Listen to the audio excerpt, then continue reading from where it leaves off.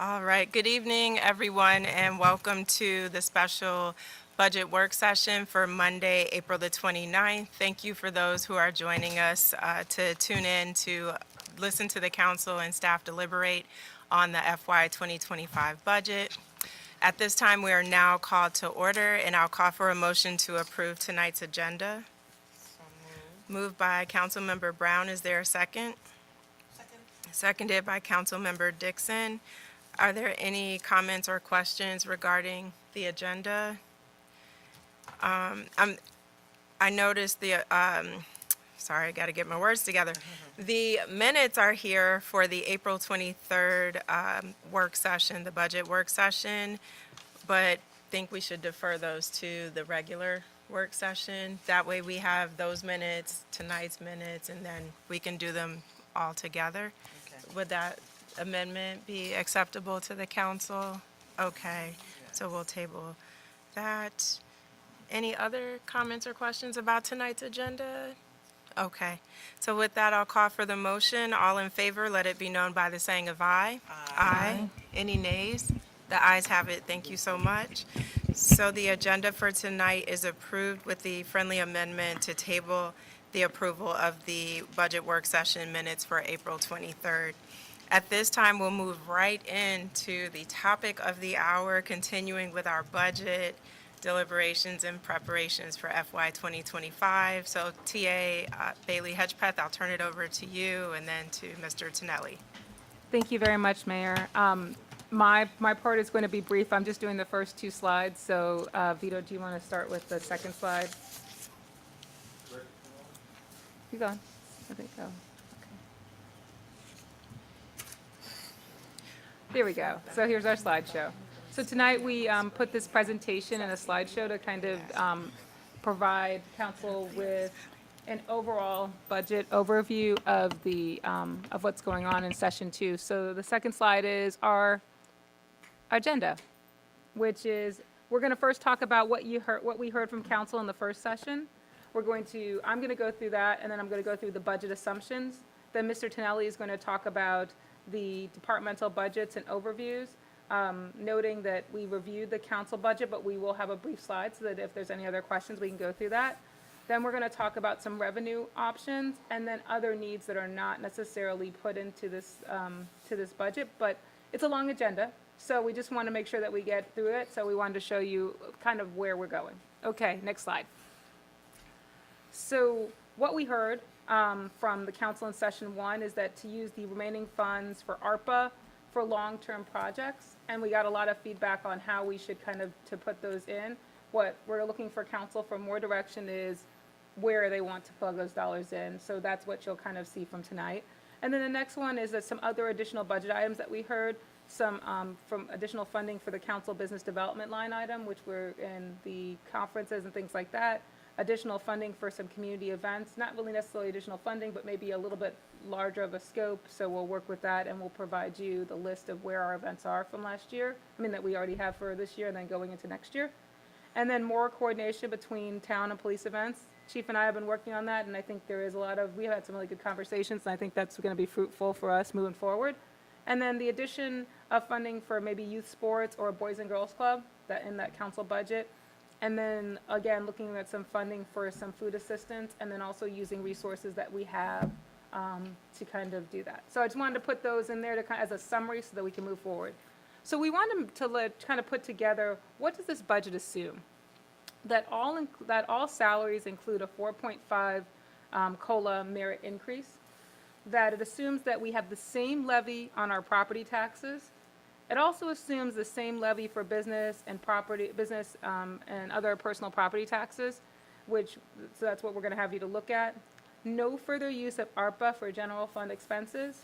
Baseline staffing at the same levels as FY24, including the adjustments of the SAT team and the Public Works Beautification team. We were able to kind of put back some of the Public Works Beautification team because we were looking at the contract for Bates. We actually kind of bumped it up a little bit higher than we probably needed to. We're hopefully, my fingers crossed, we are finishing up our negotiations with them, and that amount should be closer to 250 than 300.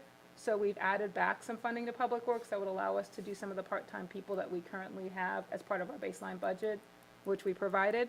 And then it does not account for grant funds that have been applied for this year that we may get. So those are the assumptions, and I just wanted to kind of share that because it kind of has where we know where we're going. So Mr. Tonelli is going to start with the council budget. Each one of these slides we put together just as an overview of who's staffed there, what are the key expenses. It doesn't have all your expenses, so in your packet, you'll see all the expenses are there. But this kind of gives you a good overview of the total budget and things like that so that we can kind of go through slide by slide. Mr. Tonelli? Yeah, and I think that's a good summary rather than trying to go through line by line almost. You know, it speeds things up, but the detail is still there behind there. So, and I can switch back and forth if there's any questions. Just trying to capture the key expenses. Well, first of all, welcome Mayor and Council and to public watching, and thank you for being here for our second session. And we are going to go. As we said, we went through the mayor and council budget. That's where we left off on the 23rd. And we have quite a few departments to get through and some options to go through as well. So I'm trying to watch the time, but please stop me if there's any questions because I'm staring up here, so you might have to call out to stop me, to slow me down. So since we covered mayor and council, I'm going to go ahead and jump to the next one, which is the town administrator budget. You can see the staffing there. Mr. Vito. Yes. Sorry, Sure. Yes, before Councilmember going Brown. forward, Mr. Vito, yes, a question. So, in terms of, I guess probably for the sake of the public, I mean, are we going to look at the actual budget Yeah, we can. with the line? Yep. I can Hold see on. that, I couldn't see. huh? I couldn't see. We'll switch back and forth. Yeah. Yeah, we'll switch back and forth. It just takes me a minute to share the screens, but yes. No, Yep. because I know, for us, it's to look at it that way, but to look at the actual budget and I know that it's a little time consuming and everything, but Sorry.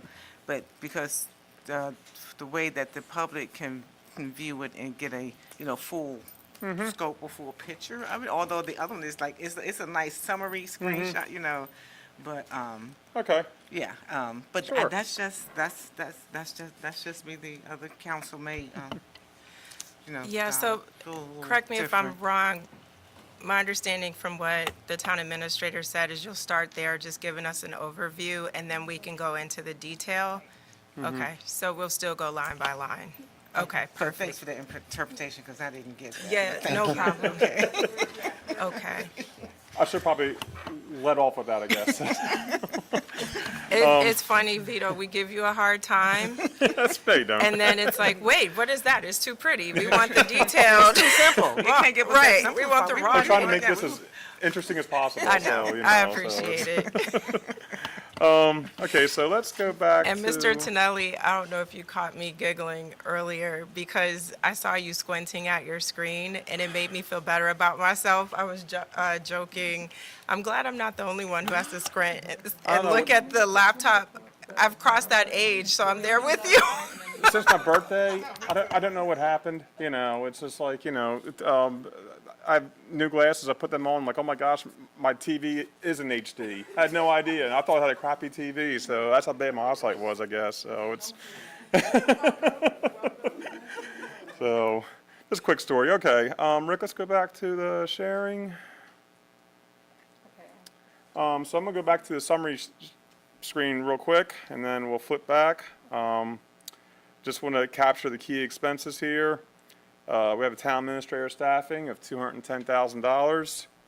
We also have the transportation in there. It's always been there under Port Towns. At one point when I first came here, it was our mayor and council, then it went to Public Works, and then we just kept it under the town administrator because at some point we didn't know which direction we were going to go in. So, and also the legal fees and contractual services. You can see a breakdown of the contractual services, what makes up that 95,000 on the summary screen. And we have some advertising costs of 34,000. and other smaller expenses of $16,000, which totaled to $455,000. Now, if you go back to the other screen, I gotta stop this, fire it up again. There's always about 10-second lag here, y'all, so you gotta bear with me. Okay, so here is the detail for the town administrator budget. Can y'all see that okay? I'm trying to put it up here so everybody can see and everything. I can make it a tad bit bigger. And that's helpful too, because it has the FY '25 column in green, so. Correct, yes. Yeah. Thank you, Mayor. There's 3 columns here, the FY '23 budget, the current year budget, which is FY '24, and FY '25, which is projected next year's budget. And you can see as we go across here, the changes. Again, the town administrator budget, what I always say is the administration budgets, the town administrator, clerk, and finance, even mayor and council, are smaller departments. There are, per se, overhead departments, our G&A, general administrative departments. So you can see the detail here. So if anybody has any questions? I wanted to give you a chance to finish going Sure. through, but Mr. Tonelli, do you have an estimate of what the actuals were for transportation? Because we've gone back and forth on this issue. At one point, we were not going to continue, and then it was, let's continue Yeah. it. So I'm just We're fairly wondering. close on budget. We We got our are. third quarter billing, and I think we are year-to-date right now at, it's like $44,000 of the $60,000. And we do get the ridership logs, and it's still being actively used. So it's- So, and that's my question, Councilmember Blunt. I mean, we talked about it last year and didn't move forward, but we have transportation companies in town. Is it worth, so we get rid of all the maintenance, having to have all the overhead, and just contract with one of our local Bladensburg businesses, and we just say, here's the schedule, twice a week? It'll be and expensive. You think it'll be more? Yeah, I was gonna, for I was sure. actually gonna say, Mayor, I actually think you're getting a pretty decent deal working with Colmar Manor on it, because they actually do all the administration. They also, they actually add the maintenance costs into our ridership costs. When I ran this for Capitol Heights, we were spending close to like $60,000 or $70,000 a year just by ourselves. And because once seniors get used to it, it's a service that you can't kind of wind back. So the fact that we're only spending about 60, I mean, I'm just, and the town also gets. You we got also an get- amen over here, Yeah, that's why I but we- sort but of it's chuckled. also- But we also get good usage out of it for when we need to have a special event. We do use it for that, so it's been very convenient. And they don't that way. charge us at And all they- for and that. And it's part of the normal fee, so it's not a lot, really, when you think about it, if you want to keep the service. But I still think it's not being utilized enough.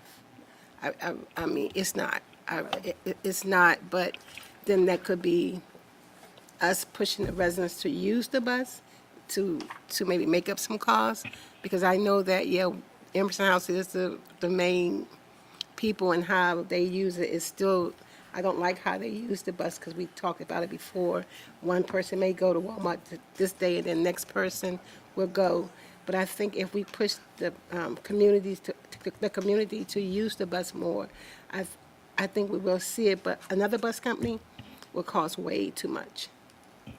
And then to that point, Councilmember Blunt, if we push it more, let's say we did some promotions to our residents who are in the homes, but have transportation challenges, I'm just curious, is this enough if we're going to increase the ridership?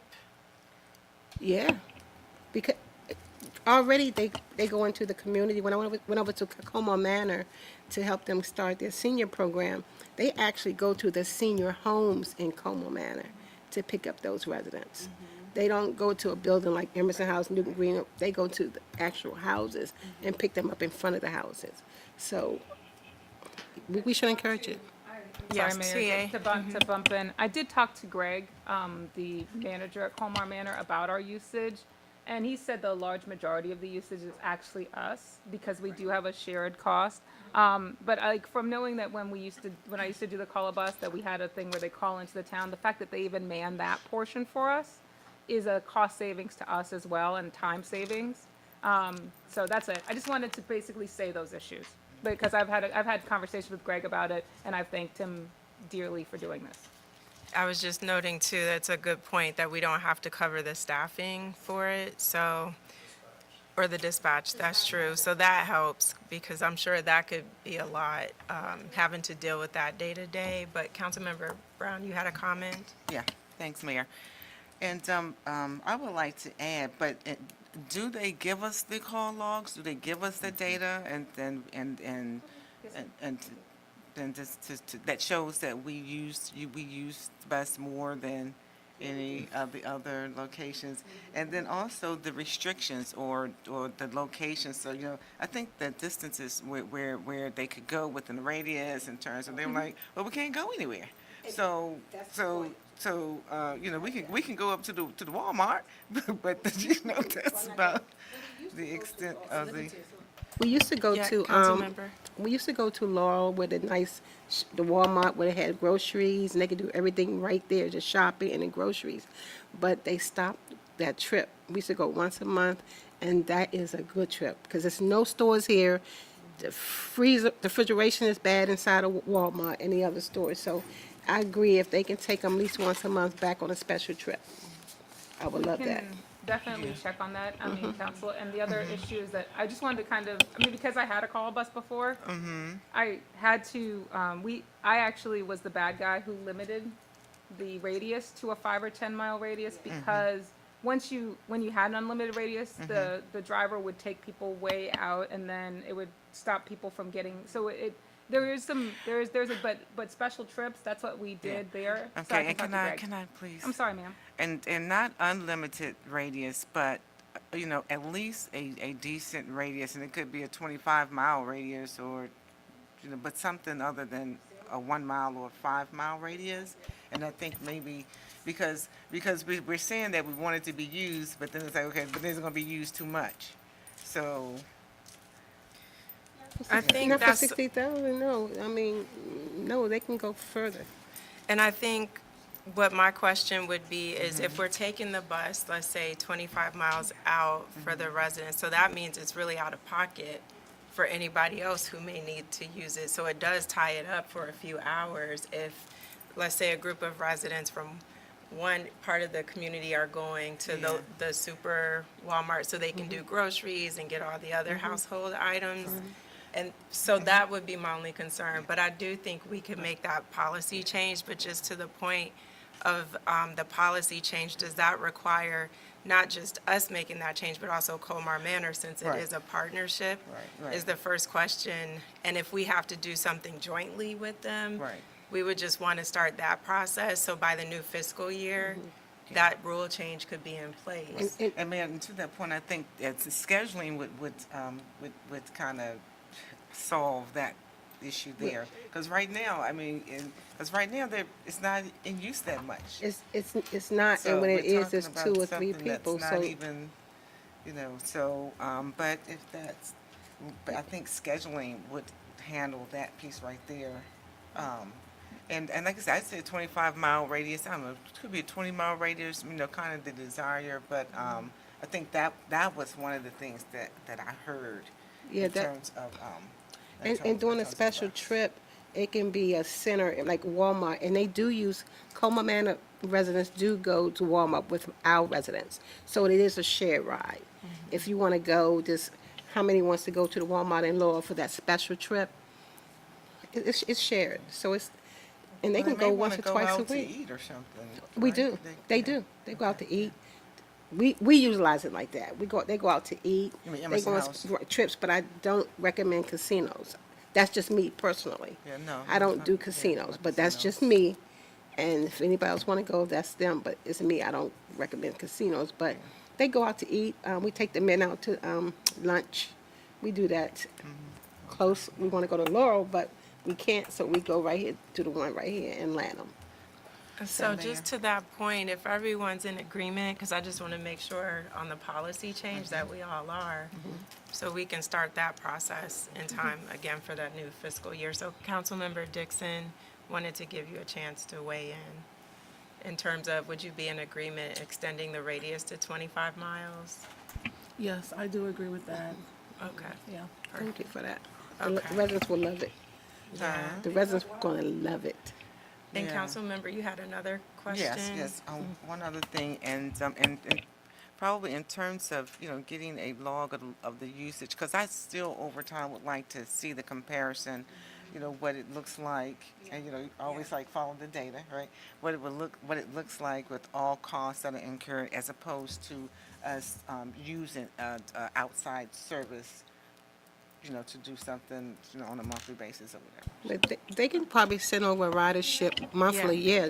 I It's a was log. gonna ask Town Administrator if you wouldn't mind just sharing year-to-date where we are with the log.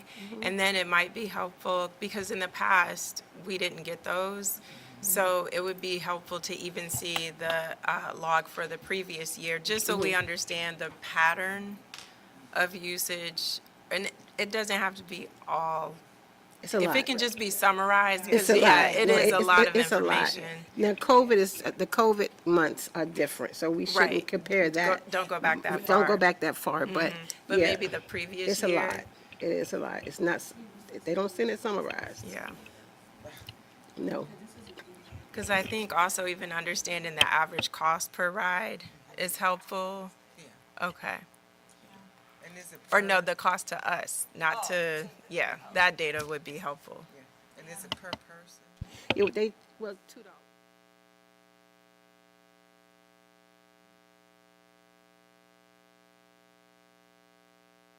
That's a big jump. Yeah. That's a big jump. Kinda.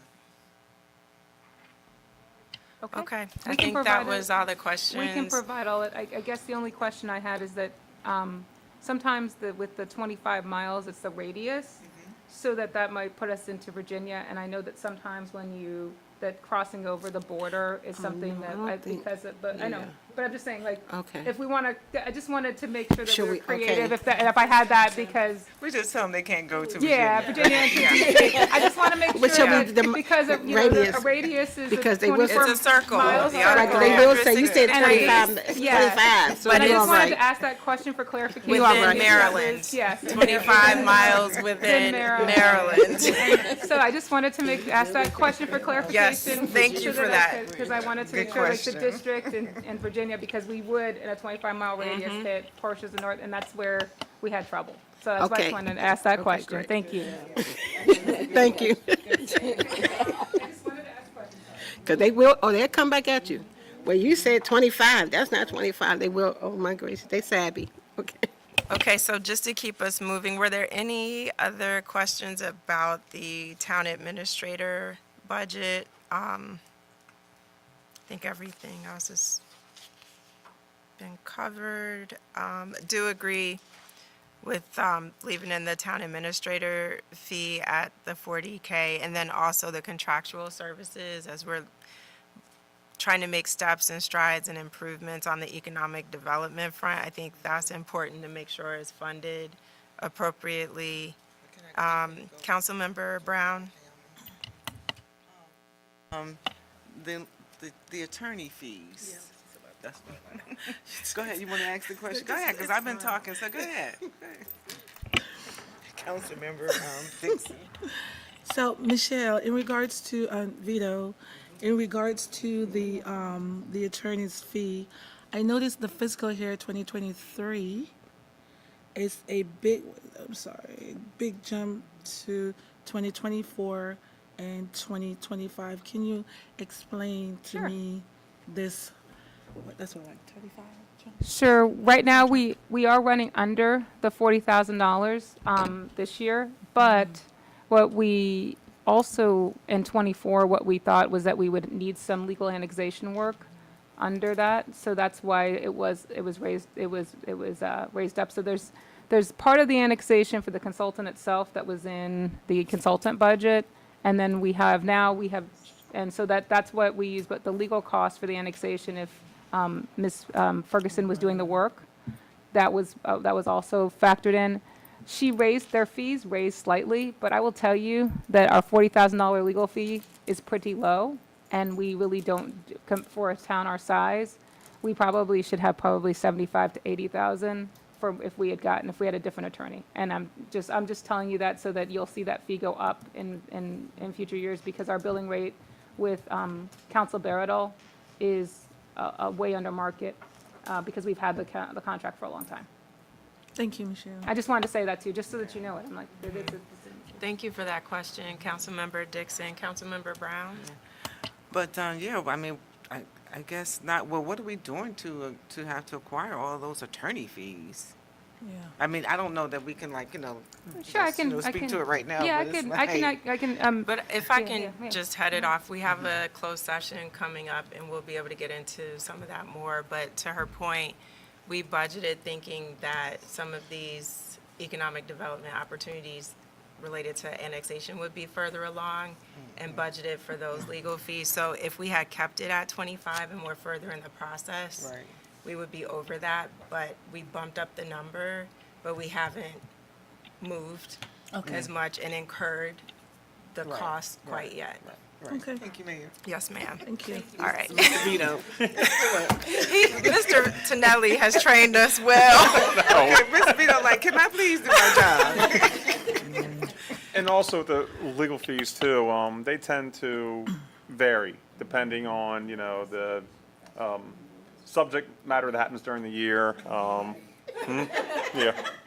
So it's, we're lucky though that we have legit as well that handles a lot of our major issues, so, if we didn't have them, it would be a lot, so, but, we have things that come up in varying fiscal years that take up a lot more, yeah, so.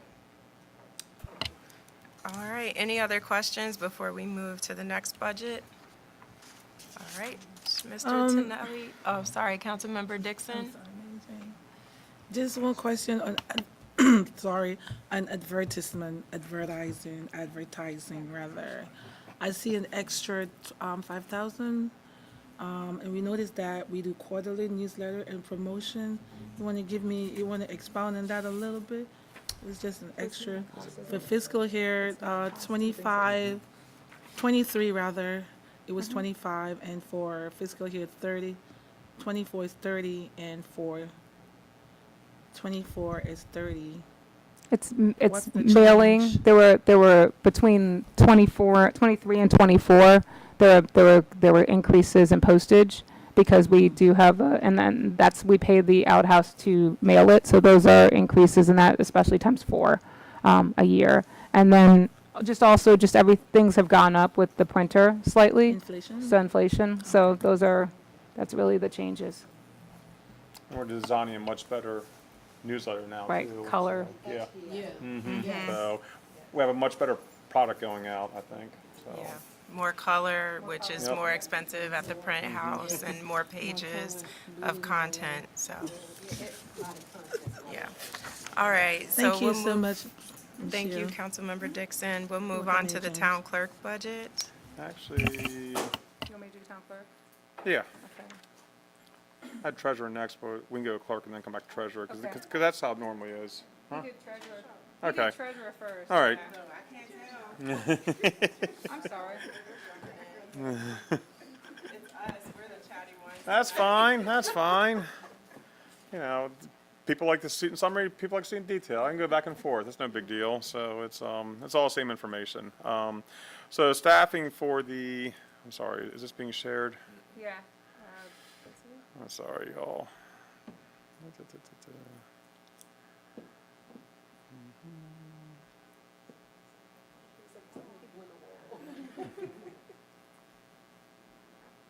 Am I up? Thanks, Chief. Okay, there's a summary. Staffing for the finance office, $294,000. You can see we lost the ARPA funding this year that was helping subsidize the administrative positions and also public safety and public works. And I put down here what was being funded this year out of ARPA, which we don't have in the budget for next year. The key expenses here are the audit expenses, which I increased from 12,000 to 15,000. The liability policy is really the, oh my gosh, I can't think of it now, the, Your errors and omissions? no, yes, that, thank you, and also the umbrella. Yeah, the umbrella policy. I know, I'm sorry, y'all. Bank charges and bad debts, I had this at 6,000 this year. I'm sorry, I increased this slightly because some of the smaller businesses have, they come and go almost. And I have to put them in collections, so, there's that risk of the smaller ones that, I like to say the ones that move in town, we get the assessments, we bill them, and then they dissolve or forfeit their charter and/or close down and move out of town. Debt service, I decreased down to $47,000. We no longer have the pension bond that we're paying for. This debt service is really for the financing cost on the police body cams and tasers, but because it is a financing cost, it goes under finance, not under police, because it is a financial instrument that we are paying on. And miscellaneous charges of 18,000, so you can see $397,000. I'll show you the detail. If you have any questions about it. Share this.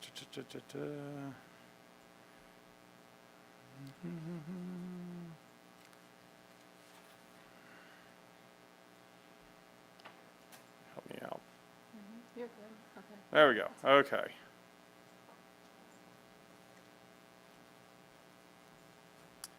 So, and here's the detail that we just discussed.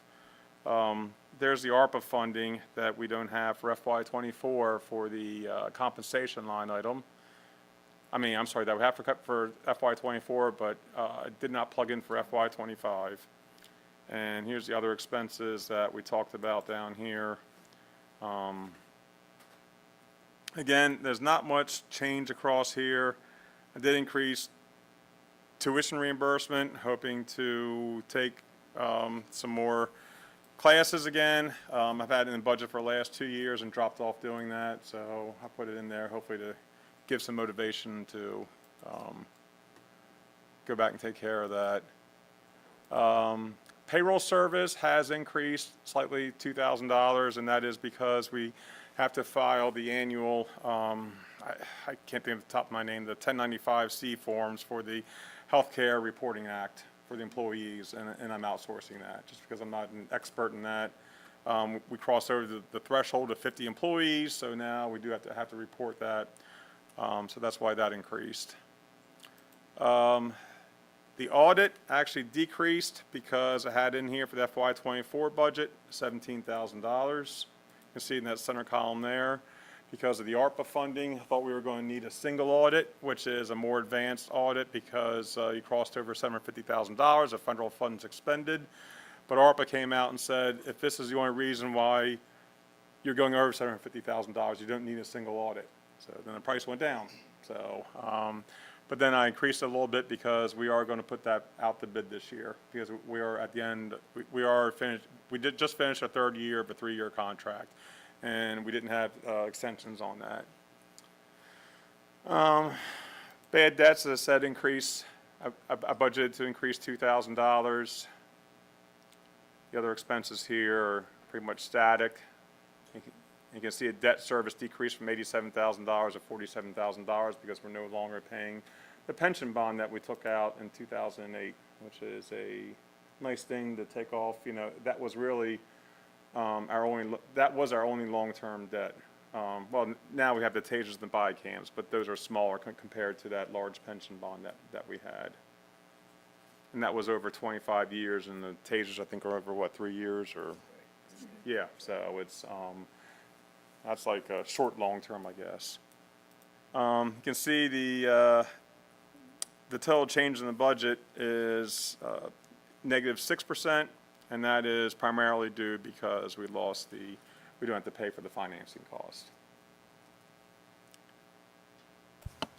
Great, thank you for the overview, Mr. Tonelli. Any questions from the council regarding the finance budget? I'll just say I'm glad that you're going to prioritize professional development because we all need that, and particularly in the area of finance, it's good to stay abreast of what's happening agree. and best practices. And if I miss one of my quarterly meetings, I feel like I missed a lot, so it's, you know, but you got to get, there's a whole lot of our training as well beyond that. Yeah. Yes, Councilmember Dixon. Thank you, Mayor. Mr. Vito or Michelle, I'm looking at the overtime from the fiscal year 23 to 25. That's like a big jump. Can you just explain a little to 33%? Yes, that is for the finance clerk, to, yeah, mine's only 1,000. Are we on the finance? going to the town clerk one, or are you going to? Town clerk. Isn't it we're looking at town? Okay. Oh, no, sorry, we were still on finance. We hadn't That's okay. started Oh, I'm going through sorry. clerk yet. That's okay. I'll address that one next when we go to the Yes. next slide. How's that? I'm sorry. I'm sorry. No worries. I'm sorry. The A student over here is reading ahead.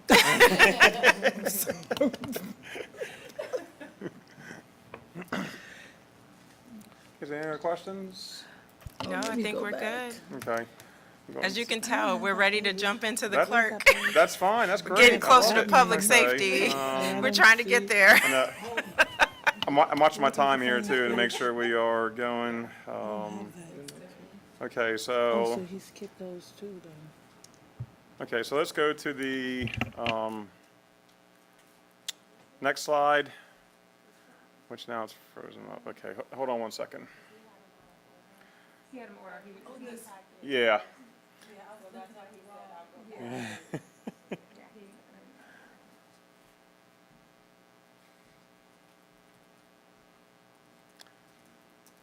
Okay, so you see the next slide is town clerk, and this is the last of our administrative departments.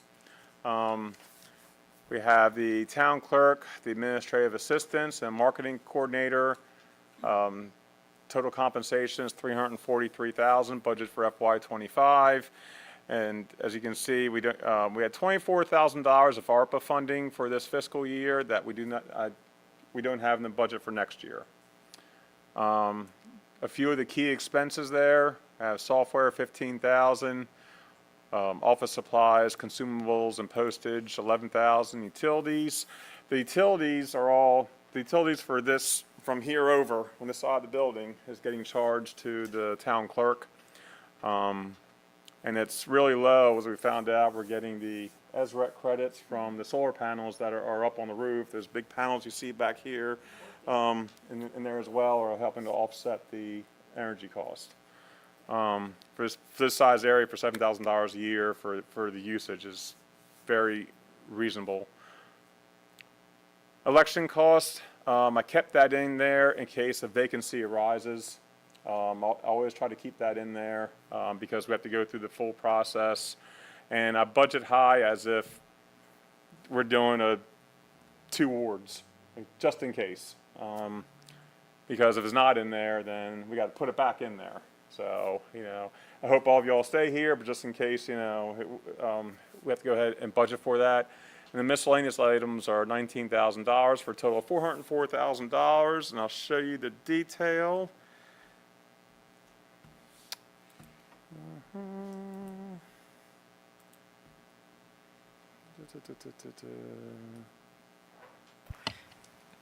And Mr. Tonelli, while you're pulling that up, the administrative position, I believe the council previously had approved bringing in some temporary help, which is how we had that role fulfilled in the front office. Correct. But then in addition to the daytime hours, I know that individual helped with special events as well. So to Councilmember Dixon's point, was wondering, is that where some of the overtime Yes. came in? Because the hourly fee when you use temp agencies is so much higher than when you pay someone directly as a temp. So is that, Councilmember Dixon, is that okay? Or And- did you and have any other questions? Oh, no.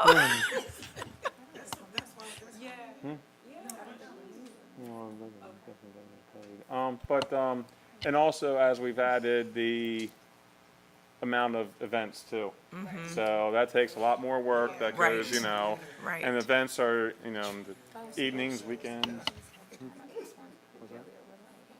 Okay, yeah, so that's just a cushion there to capture all of that. Again, you know, if we don't need it, great, you know, but I'd rather not have to go back in and explain why we're over budget for only like $2,000 in there though too. So it's, you know, I'd rather shoot high on that one just because of the amount of events that we are doing and other things as well that come up throughout the year. Because we can't get everything done here in 8-hour day a lot, so it's, you know. So any other questions on here? Here's the detail. You can see the left-hand column is last fiscal year. The FY24 is a current year budget, and FY25 is next year's budget in green. So one question is on the tuition reimbursement and professional development. It's for 3 staff members for this department. Do you think the 2K is sufficient? And if so, on continuing, for tuition reimbursement, I'm just wondering, with respect to professional development for 3 people, if that needs to go up just a little bit to make sure they have the opportunities equally, like 1,000 per Sure, staff absolutely. member? It's been underutilized the last 3 or 4 years. So yeah, absolutely. We're staffing up, so. Yeah, that's true. That's true. And we've Yeah. had a change in staffing as well over the last couple of years. So people have different motivations and, so. Okay. Anything else you can see jumping out Any at you? other questions? Councilmember Dixon? I noticed that the computer is not included in the budget. Can you explain that 0%? We had for the clerk budget, we're pretty well, I won't say staffed up, we are. We purchased new ones. Yeah, we have all new machines in there that we funded through ARPA, over the last 2 years. So that's how we've, help me out, Chief, modernized our office equipment, yeah. Okay. So, yeah, and we upgraded. So I took that out of the budget, hoping that everything's good, it's all working, you know, so, and we do have IT support covered under the public safety budget in case anything does go wrong. Thank you. Councilmember Brown? Yes, Mr. Vito, just real quick, on the office supplies, 6850, is this the only place where the office supplies? The is, public safety department has their own line item as well. Office supplies have been decreasing every year as, you know, we're not printing out as Using as much. much The paper. main thing was the paper. And, you know, we're not printing, 10,000 pages a month. It's like 2,000 pages a month or something. So that was our largest consumable. And also, it's just, I don't know. I mean, it's just us in here, you know. So it's not like, so some of that as well is the some smaller stuff for events that are just, you know, that are just consumed in the normal, you know. So. And then the other question was, under memorials, have we yet, I can't recall if we've upgraded the wreaths that we put out for Memorial Day and the different holidays, and if not, can we please do that? Yeah, we'll take care of that. And is this enough to cover it? Because I noticed some other towns, who I won't say, have some very nice ones Really? at their Okay. ceremonies. So, not trying to break the bank, but we had ours for quite a while, so we believe in recycling, but this is ridiculous. This is going beyond the useful life. Maybe we'll find some funds under the community events line item that, you know, can be added or not being used, or Okay, or we can meet you halfway. or we can fund that out of this year's budget, so we don't have to worry about it coming out of next year's budget. That works. Yeah, Chief. maybe There you go, the Chief. You big got volunteered. spender over there, Mr. Deep Pockets. Chief said,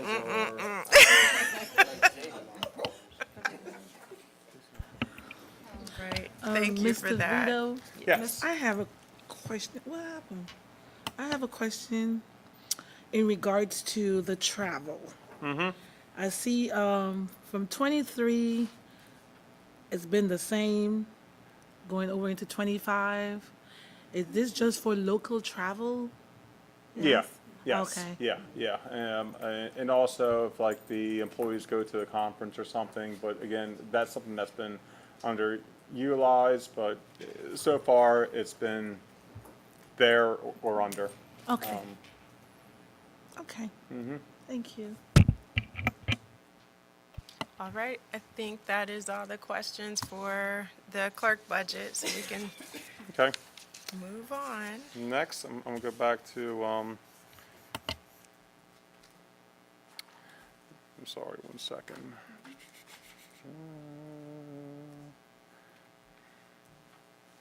Takes a minute to jump.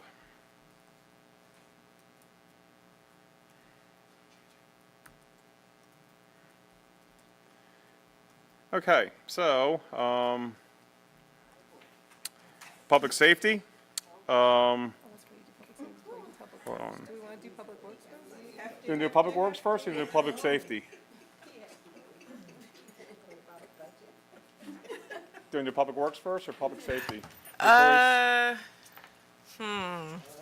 I'd say, let's go ahead and plow through public safety. You got it up on the screen, All right, so. okay. And even if we end here and have to pick it up the next time in Public Works, and then it gives us time to go back on the other items. Okay, again, I'm gonna go through the summary here.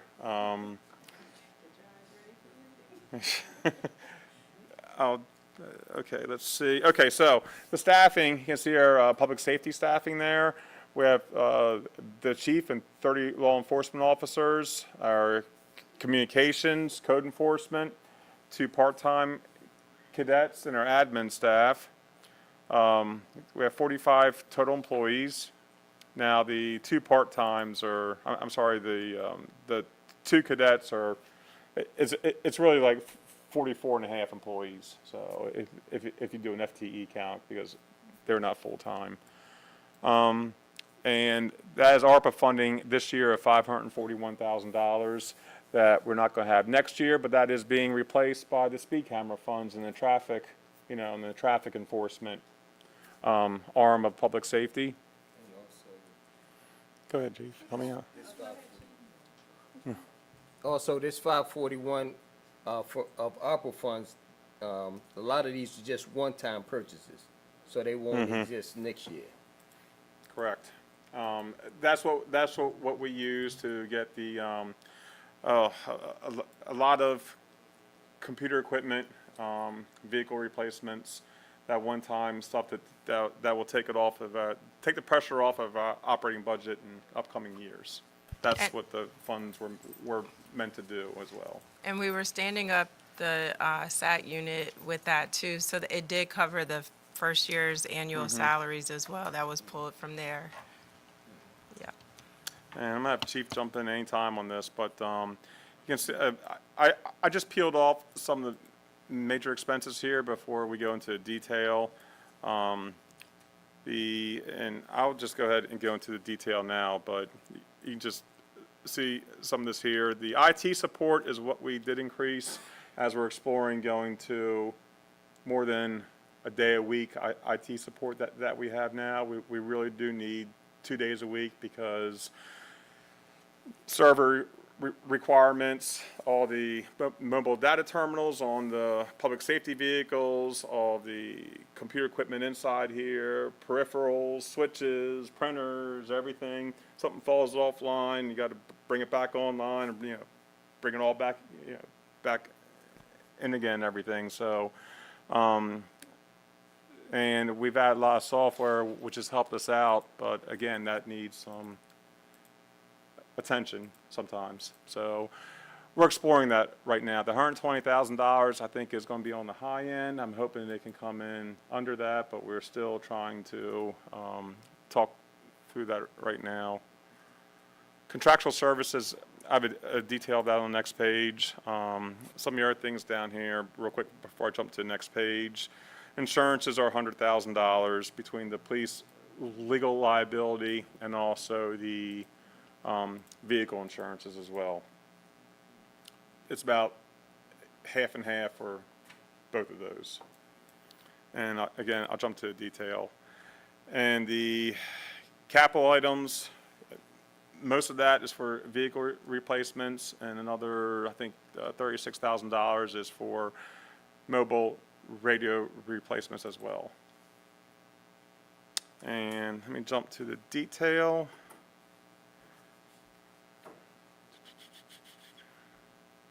Jump to detail.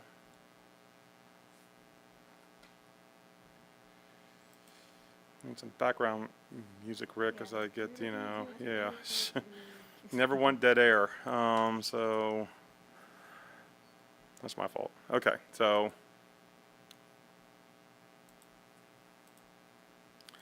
and you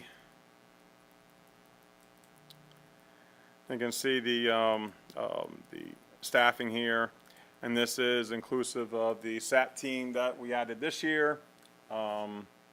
And includes a 4.5% COLA and merit, as we've done with the other departments. And the ARPA funding that was lost this year is over here, the $541,000. I know this type is small, but there's a lot of detail here. And again, for those watching, this is the public safety budget.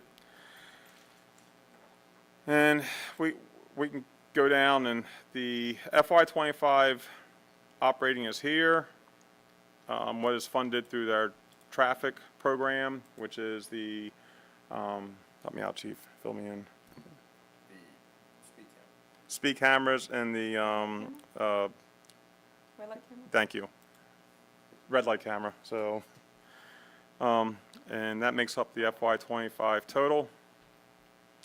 And you can see in this column here where each line item is funded by. Some are completely funded on the operating budget, or completely funded on traffic, or a mixture of both. The increases, most of the increases this year, the large ones, we try to pull out of traffic. And to summarize quickly, recruitment and retention is about $90,000. That includes tuition reimbursement, background checks, investigations, professional development, and commendations and recognitions. So that goes into our what we try to employee retention, thank you. Yeah, I'm sorry. It's, wait, y'all, I'm sorry. Communications, that is for our telephone lines, are all switched through communications behind us. Wireless communications, which includes all the mobile data terminals, in-house and on vehicles. Communications contracts, which is our licensing and upkeep for our tower and communications equipment. And also have in there small charge under copier lease, because that's kind of like, because they do a lot of reports and everything over there, and that's going out, so that's just something there. Contractual services is $245,000. The largest part there is the IT support, and also for automated traffic services, and we also have the contractual services as well. Give me a second. That's funded under Okay, so the large part of the contractual services is $50,000 for Shot Spotter, annual licensing cost.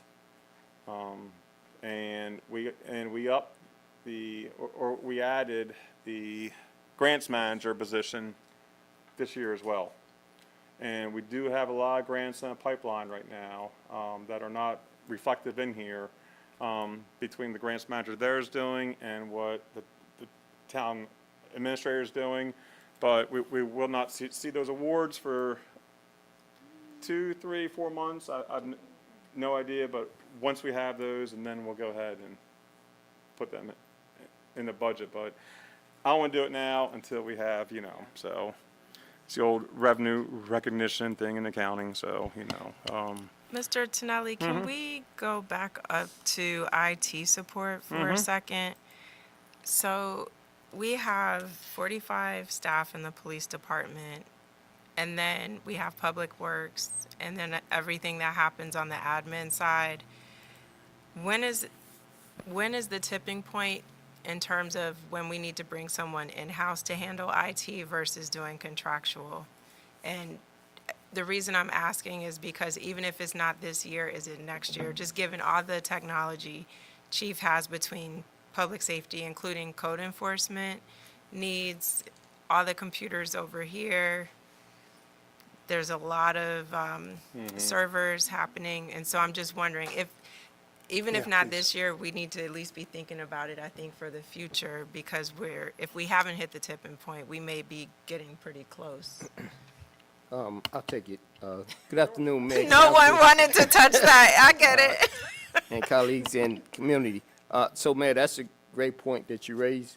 It is timely that we start really considering bringing on an IT person full-time, because I tell you what, currently, we have 1 day, 8 hours for this person to come in and try to service all of these complaints and concerns and issues that we have. Technology is a hit and miss type thing. 1 day everything can be flying perfect, and then the next day everything crash.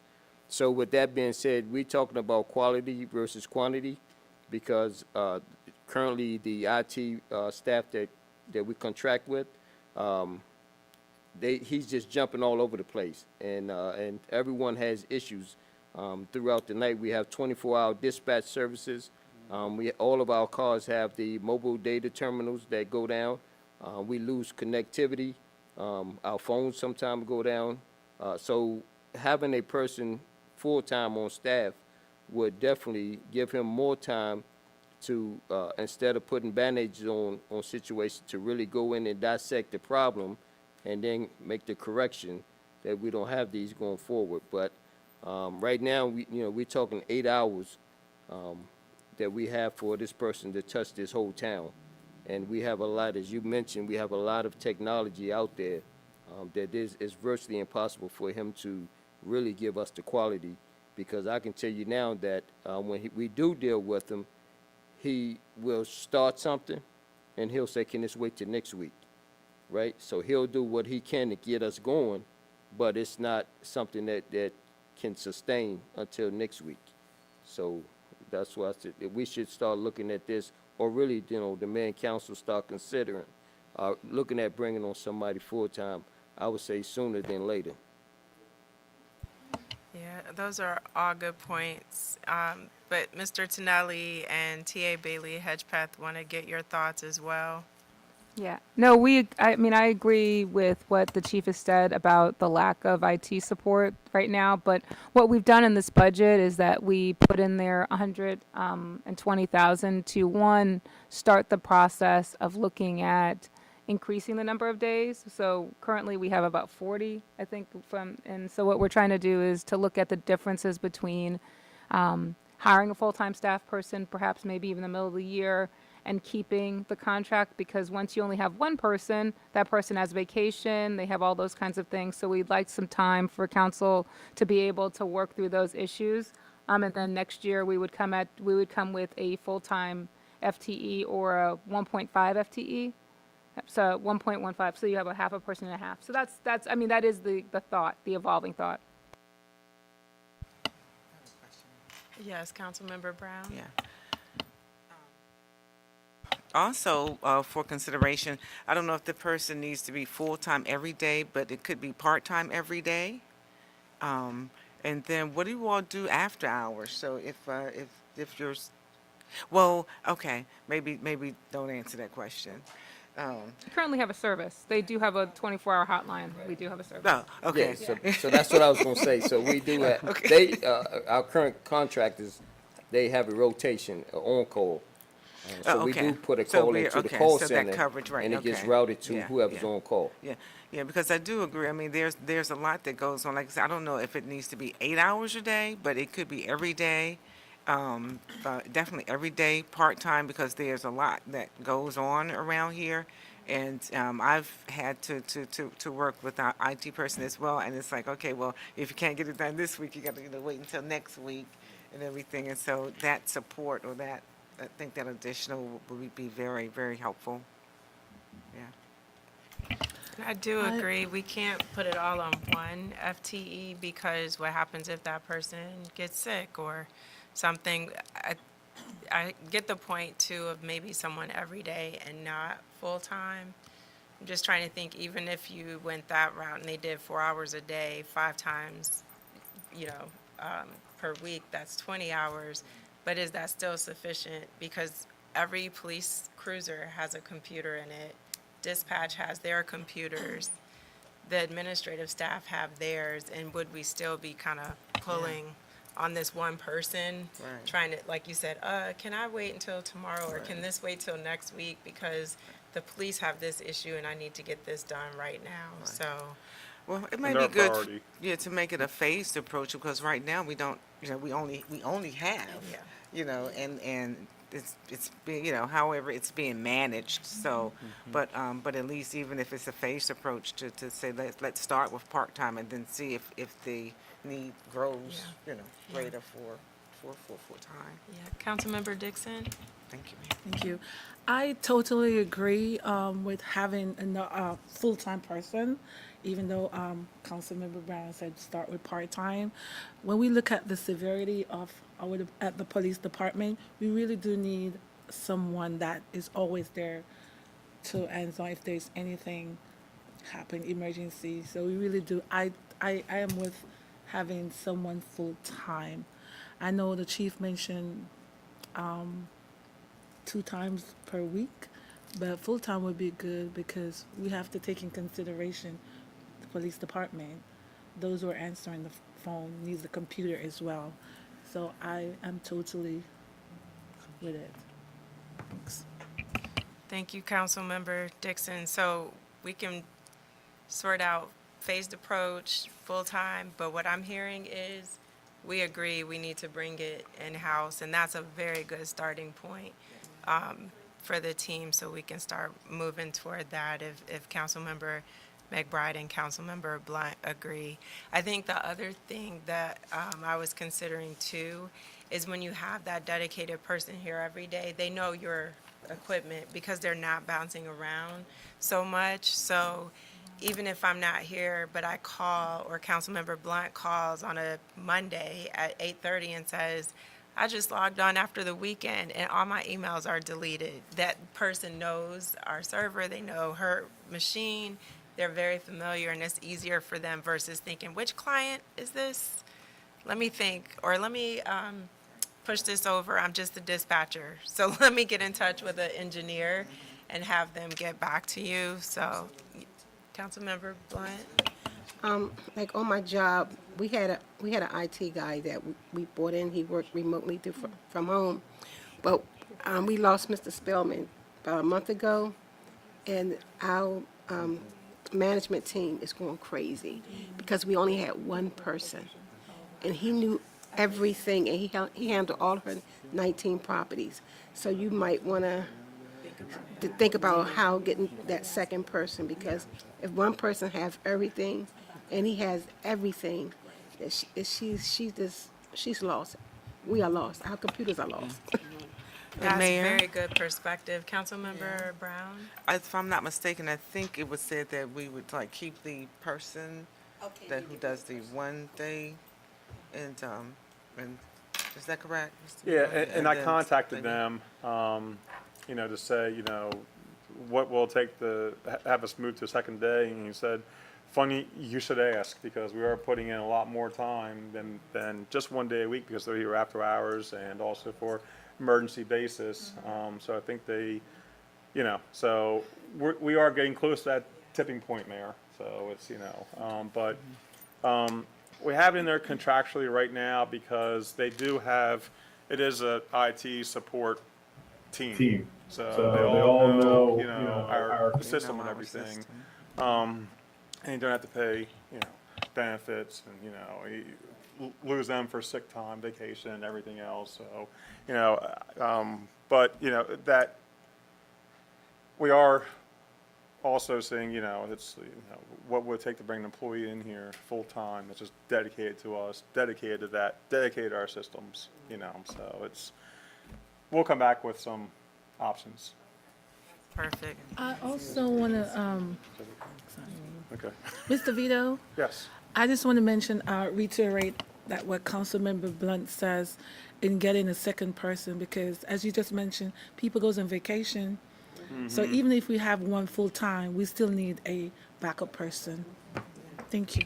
Yeah, and my only concern, I guess, too, is, IT folks are very specialized, which means they're very, so it is the hottest field for a reason, so it's, Yeah, and I'm also thinking too, just in terms of some of the experience other municipalities have had in terms of cyber threats. I won't say the name of this town, but one where the hackers got into their system and basically said, if you want us to get out, pay us X millions of dollars for your information back. And we promise we'll back out of it and won't go in. Well, yeah, right. If they have access, there's no guarantee they're going to back out. So just having that dedicated person who can protect our information, any sensitive information we have on our taxpayers, like the businesses as an example, we have those records. I think it would just be a good proactive cost, just from thinking of insurance, to have that additional measure of protection for our constituents is a true important factor.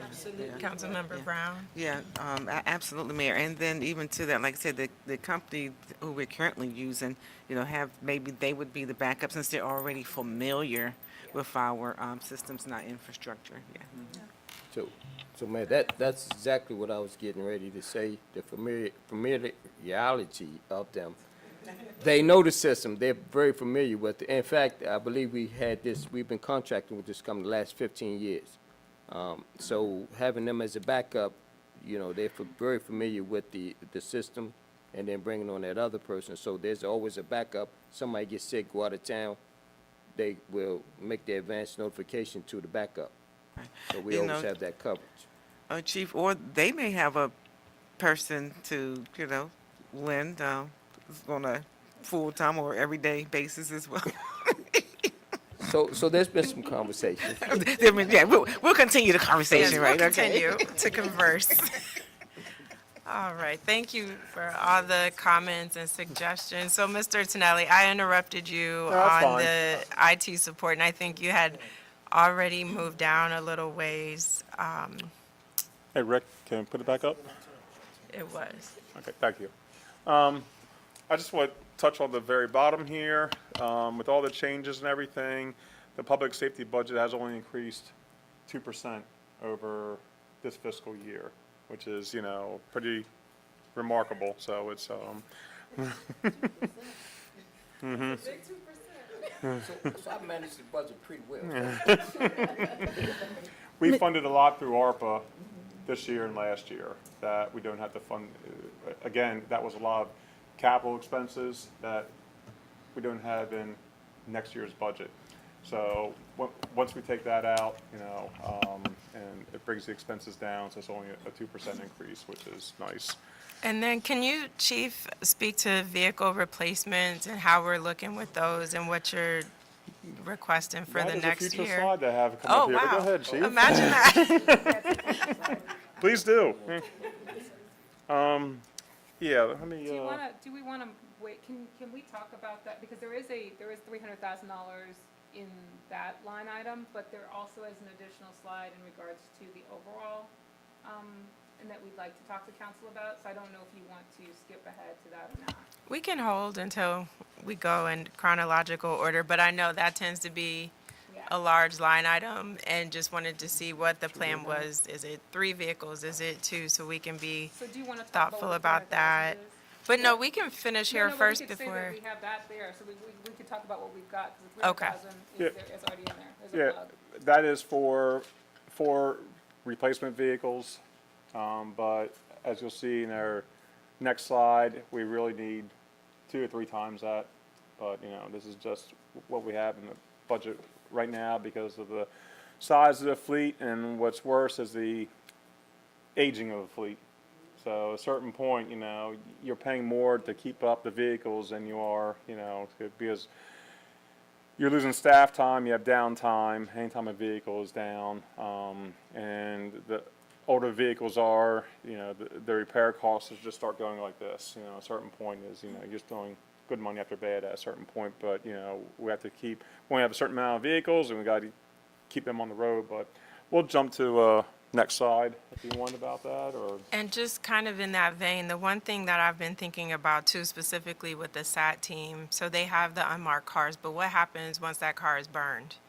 And I'm not saying go spend on a brand new vehicle, but I think we need to be thinking about that so that Yeah, as they're I think you out should probably there. jump to your slide Okay. there. Yeah. So I think we want to. Sorry. No. The things that keep me up at night. I just want to, yeah, I think that's what, I think that'll help.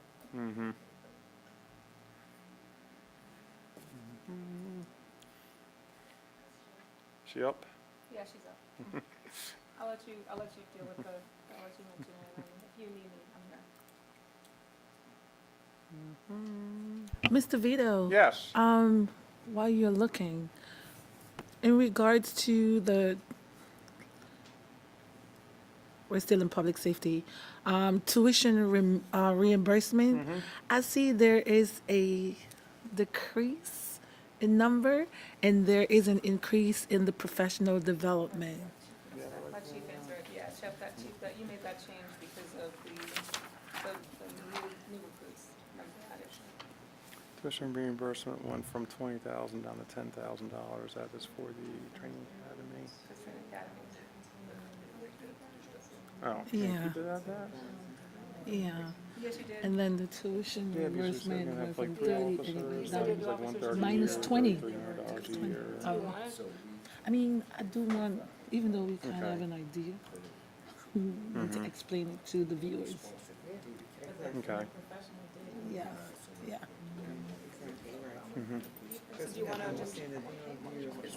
Yeah, yeah. It's not like I want to talk. Okay. We're right. putting it back up. We're going to put it back up. Hey, Councilmember Dixon, after a quick discussion, we're going to go ahead and move that back up to $20,000. Good catch. Mr. Vito. Thank you, Chief. And then, so on that point, would it be 10K from operating and then 10K from traffic? Yes. Oh, I love that formula. Thank you.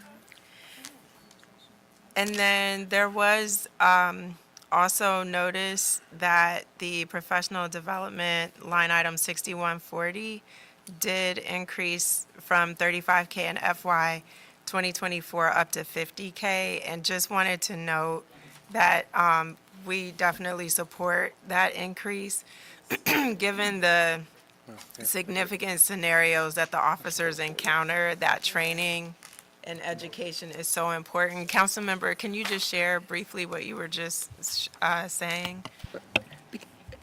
As the chief know, I've talked to him concerning this. A lot of times when an officer go to a resident's apartment, they might not recognize what mental illness is, what dementia is, what Alzheimer's is, or what they cannot see.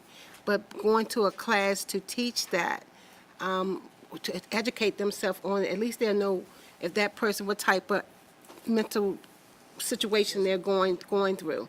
They might think, oh, no, they got Alzheimer's, ain't nobody stealing from them. And in factual, it is. They might, well, they stole this. Oh, they just have an Alzheimer's or dementia. and it could really be happening. And a lot of time, officers do overlook. Because I know at Emerson House, sometimes they come up and they overlook. But once I find out, then I check more into it, then I find out that the case is true. So we're just going to get the education of how to recognize mental illness. Because like the person who just got hurt, well, you know, I hate to say the word death, but who just got hurt and the son did it. If it wasn't for that officer knowing, I don't know what would happen, but the training, yeah, that type of training they really need, how to recognize. So if I can respond. So thank you, Councilmember Blunt, for bringing that up, because that is a direct connection to, I just came from the conference in Ocean City, and I actually spoke on the autism awareness and mental illness, knowing that whether to touch or don't touch, you know, so when we start talking about de-escalation, identification, and then try to have some type of intervention, that training is key to us knowing how to respond to those, because as I spoke in Ocean City, a lot of times we get calls for service that the officers, as you said, aren't trained, but they try to do the best that they can, guessing, really. But when you have officers trained to identify a person in a crisis, they would know how to respond better. So I thank you for bringing that up, but that was one of the topics that I spoke on down in Ocean City. So, And I heard you did a great job, total sidebar, but good job, Chief.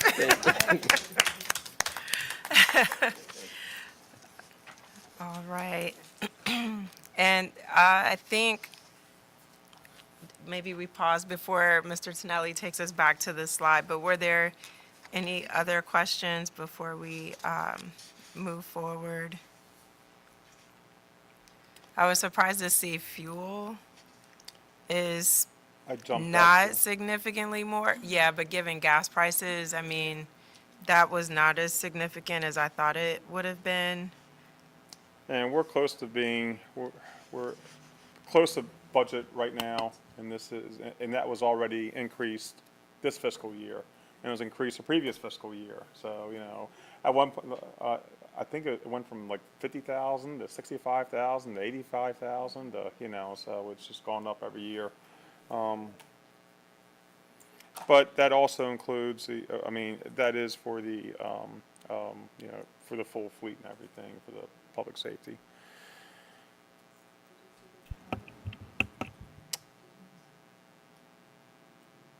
I can talk about the vehicle replacement program if we want to go I there. think or then- Councilmember Dixon had a Okay. question before Sorry. we move on. I do have two questions, Mr. Vito. I'm looking at the travel. For the fiscal year for 2023, there's an increase to 8,000. If you want to give us some details on why. it went That up coincides with the increase in professional development and Okay. more trainings. Some trainings, you know, not all trainings are local, so officers do have to go out of state and stay. Good thing is, won't to pay fuel or that part because they take the town vehicle, but it's still costing accommodations, and we bumped that some. Can you give me, thank you, can you give me a little more details on the utilities? Yeah, Right the here. utilities are for, as I said, on the clerk budget, the utilities for town hall are from like here over. And on public safety budget, because they run 24 hours, and they have the communications room where all the computer equipment is, that's housed, that's running full-time, that's gotta be cooled. That's on that side of the building, and we're also paying for the annex. So, Thank you, Mr. Tonelli. So I think we are now ready for your slide. okay. That's not really mine, but, Do you want me to go through? yeah, hold on one second. Yeah, do you mind? Okay, I could use a break. Yeah. Hold on one second. Councilmember Councilwoman, did you have another question while we're pulling up slides? Okay, just a joke. Oh, okay. Can we go here? So, Then we yeah, do I'm fine with that. Okay. So we can do whether, let's start with, is that the other one first? Yeah. Yeah, so what we wanted to kind of outline is that there's 4 issues that we're going to need vehicle replacements for the town. One, that the town has several public safety vehicles in the fleet from pre-2010 to 2017 that need to be either replaced or disposed of. A large number of and I'll let Chief kind of go through that one first. Chief, do you want to talk about the cars from, that we said that are pre-2010 to 2017?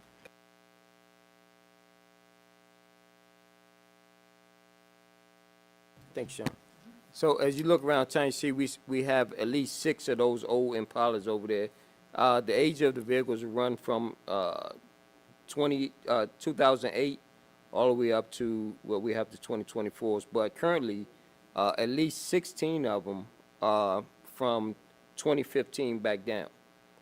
So as Mr. Tonelli spoke of earlier, was when the repairs cost more than the value of the car, it's just not feasible. But given the current state that we have to have officers in these cars, keep them on the road. But when you talk about the life of these vehicles, they've outlived the life, and we're just throwing money into these cars. And then when you're talking about, on the other end, the recruitment part of it, retention, you have officers coming from different places looking. We want to make our agency look as professional as we can, and we can't have officers in 2024 driving a 2008 Cruiser with 150,000 miles on it. Transmissions are going out, axles are going out, so we have identified, like I said, at least 16 of those vehicles that can go. We currently have one vehicle that has a hole in the floor that the officer is driving now, in the floorboards. So that's the condition of what we have. So then to go on to the second point, which I believe that, I'm sorry. One question before we Yeah, go to sure. the second bullet. Yeah. Councilmember Brown? Well, no, you go ahead. I think we might be thinking the same thing because I was taking notes as Chief was talking. So go ahead, please. Okay. Hey, Chief, are we leasing versus purchasing, or? So right now, we're purchasing, but we're getting there. So we are looking at the option, and we want to present that to the council, That's bullet number 3. of leasing versus, and what's the pros and The cons pros and of that. cons of that, yeah. So, but right now, no, we have been buying all of our cars straight out. Yeah, 'cause that may be, And then, Chief, you Consider. mentioned the 6 Impalas, but those are not, well, I guess the brown one is probably the only one that's being driven at this point. The others No, don't we're move. still utilizing, as a last resort, at least 3 of those cars. Okay. So, so as you can imagine how the officers feel when we have to put them in it, but it's either that or walk a foot beat or get electric bike. Got it. All right. Thank you. And they were here when I started 9 years ago, and they were old then, so. Yeah. It's, That says a lot.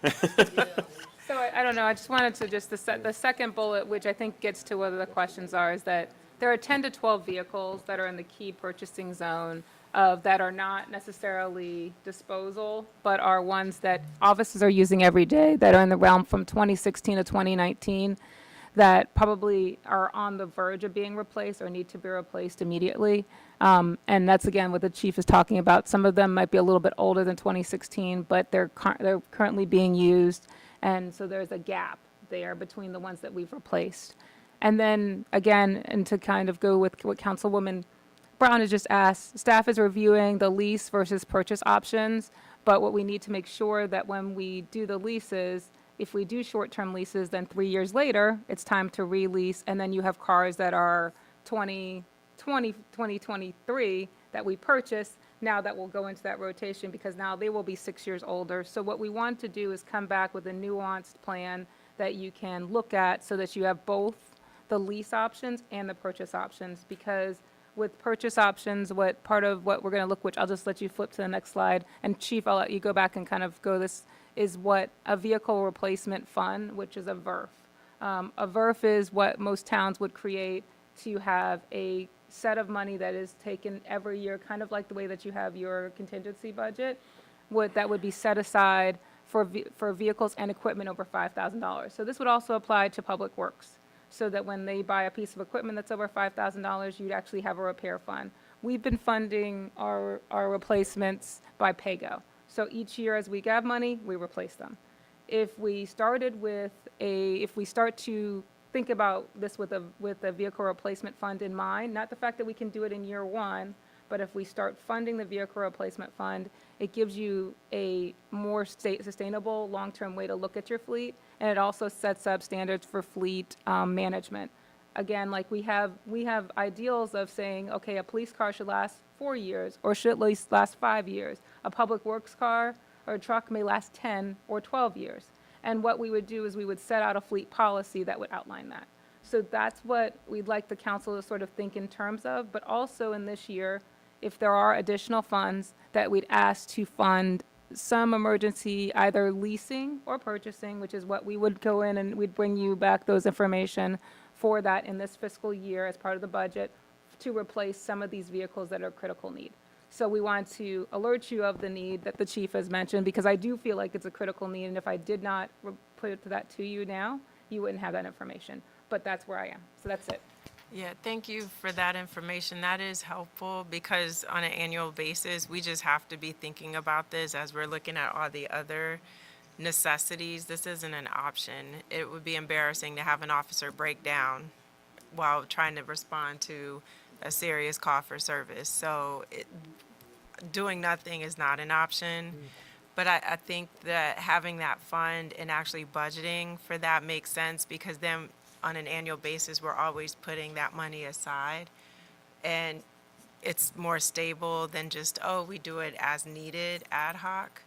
But Chief, one of the questions that I have for you is, given the resources that your department is getting through red light cameras and speed funding, if out of the operating budget we covered the 300,000, I'm sorry, right now you have the 300K coming out of the traffic funds, but if the town also, from the operating budget, not that we could match the 300, but even if we did, let's say, I'm just throwing out a number, 100 or 150 to cover 2 vehicles, let's say, that gets you to 6, and trying to just turn the corner, because what is concerning to me is the fact that 16 vehicles are 2016s or earlier.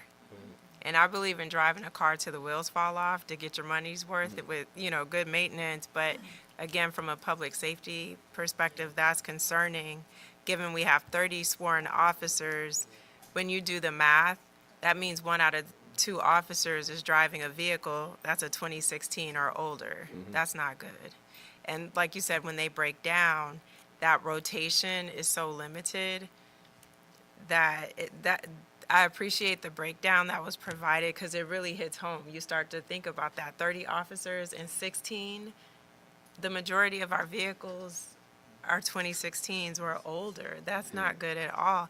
And I thought we were making some progress, because each year for the last several years, we've been replacing vehicles. Yeah, it's not that we haven't been turning the corner. We've done it for code enforcement. We've done it for public works. But this shows the urgency of needing more. And so even in thinking about the revenue for the traffic cameras, just knowing what could potentially be the case, I almost feel like the 300 that we have in here now is good. But if more comes in than what we anticipated as we talked about that revenue conversation, we may have to prioritize more vehicles with those funds, just so we can turn that corner and get away from having almost a 55% fleet that's filled with 2016 or older vehicles. Because the maintenance, that's the thing, the maintenance is gonna kill us on the other side if we don't do that. Right, and I could tell you, Mayor, thank you for that, but I can also tell you that I cringe when I see the maintenance bills, and the officers are telling me they had to get with Sean, because he sort of helped manages the fleet, that they had to tow a car to the mechanic shop. And when I get the bill, it's $3,000, it's $2,500, and I'm cringing, because I'm thinking the car's not even worth that. So we have to make a decision now. Do we deadline this car and be without, or do we just go ahead and push this money? So I've spoken with Mr. Tonelli and asked him if he can pull the maintenance costs. What we've been spending lately, it's astronomical what we're paying to service these vehicles to keep them on the road, vehicles that probably we should have gotten rid of a few years ago. And for the next meeting, Chief, just going back to something Councilmember Brown brought up earlier, would it be possible just to get a snapshot? We don't need to see all the bills, but just a snapshot on the maintenance for this current fiscal year? Because I think just having the numbers in front of the council, then we can really see, okay, this is the decision that we need to make. And to go back to something you said earlier, let's come up with a phased approach in terms of how we start rotating some of those old vehicles out of the fleet.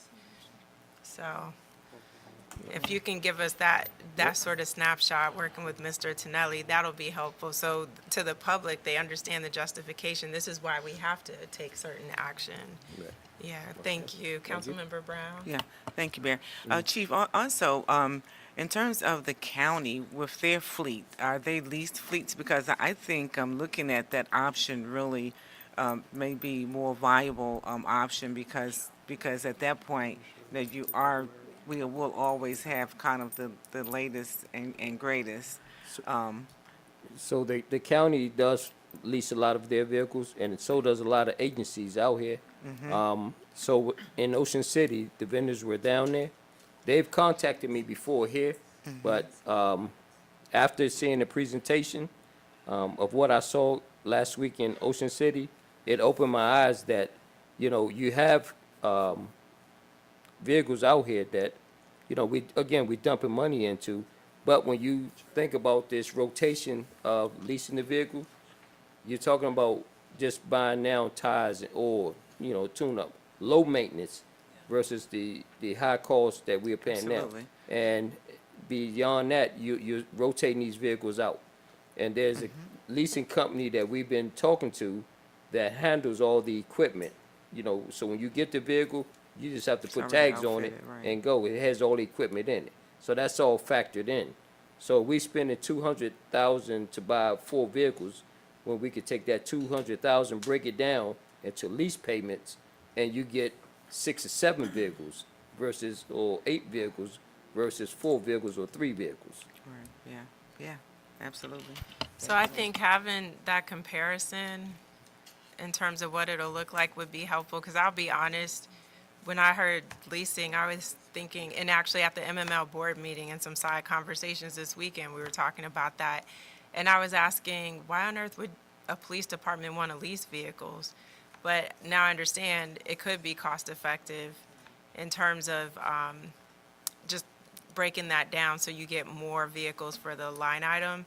However, in 3 or 4 years, now you're having to output more money, whereas at least with the vehicles, if you purchase, you own them at some point, and then those can become something else, some other purpose in your fleet, unmarked vehicles, and all the other needs that you may have, cadet vehicles, let's say, and others that maybe you don't want to give a brand-new vehicle to a brand-new cadet who just graduated high school, but that 4 or 5-year-old vehicle, you feel more comfortable giving that to a newer, lower-level employee. So I think it's good that we consider the leasing option and see how that can work into a bigger phased approach for how we start replacing these vehicles. And even some sort of plan, Chief, that says to get to 100% vehicle Okay, replacement over the next X number of years would be helpful, so at least we can be mindful of what we're striving toward, rather than just thinking about it during this annual time and not really throughout the year, where we need to be mindful and still continuing the conversation and continue working toward that goal. Yep. And Mayor, and I can go one step further. I can also get you some information, some connection of local departments that are leasing, and we can present that to the council if you wanted to have a conversation on your own with those jurisdictions that are currently doing it. Yeah, council member? Yeah, thank you. And just one last thing too, to that point, Mayor, too, because, even as the purchased vehicles get old, we're back to that same thing. We still don't want somebody driving a old vehicle that might break down, So, but I think at least an option, looking at that, yeah, I think that would be very, very good way to go, direction.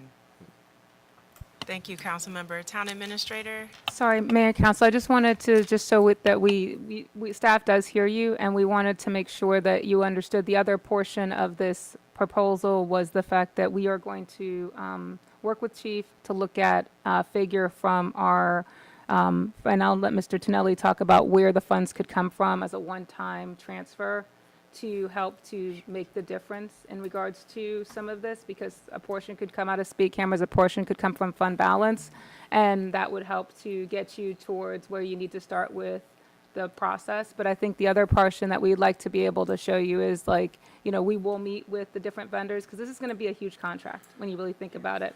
So we're going to have to do a pretty substantial RFP in order to get you there. So I just want to make sure that we'll do some analysis. We're going to talk about what our needs are and the chief, but we wanted to bring this to you because I just saw it as an emerging issue, and we'll bring back all of these factors. And the chief is right. I'd love to talk to the companies that he's talking to. We'll put out the RFP. We'll bring that all to you so that you can take a look at it. But Mr. Tonelli, and I just wanted him to be able to tell you where we are fund balance wise. Would that help? That is good. Thank you. Councilmember Brown? Mhm. Chief, is it possible to piggyback, also look at possible to piggyback on an existing county contract as well? That could be, yes. Yeah. That could be an option as well. Okay. All right, thank you. Mr. Tonelli and TA Hedgepeth, sorry, I know we diverted from the PowerPoint slide He just there. we wanted to actually go to one of the costs to show you kind of where we were and just to show you where the fund balance, some of the areas that you could probably look at, because this is an emerging thing. Yeah, just that's what he wants to show you. The fund balance at the end of June 30, 2023, per the audit, is down here in orange at $4.3 million.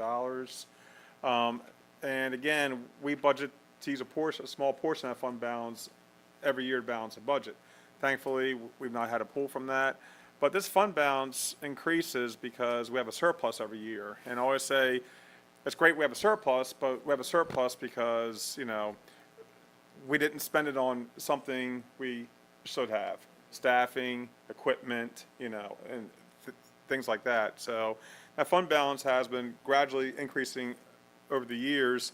And you have a committed fund balance here of $750,000. That was established as emergency holdback back about 10 years ago, I think. So that can't be touched. And some of these other up here are for are restricted to either unspent funds that we've received, such as the highway user funds, the traffic enforcement program funds that were not spent at the end of FY23, and also some prepaid expenditures as well. But the main thing down there is $4.3 million of a unassigned fund balance, and what town administrator is talking about is, we could create a fund here, the VERF, the Vehicle Equipment Replacement Fund, and start funding that, or make a transfer out of the unassigned fund balance into that to use. But, again, any transfers out of that decrease your fund balance. But again, that fund balance has been increasing because we haven't been, spending on things throughout the fiscal years. So, which is great budgeting, but it's been like a large swing, because if we plan to pull $400,000 from a fund balance and end up with a $400,000 surplus, not supposed to say surplus, that's business terms, but revenues exceeding expenditures, but it's just quicker to say a surplus. That just adds into the fund balance, and because there's just changes throughout the fiscal year on $10, $11, $12 million budget. So That's really helpful. Thank you, Mr. Tonelli. I'm gonna stop.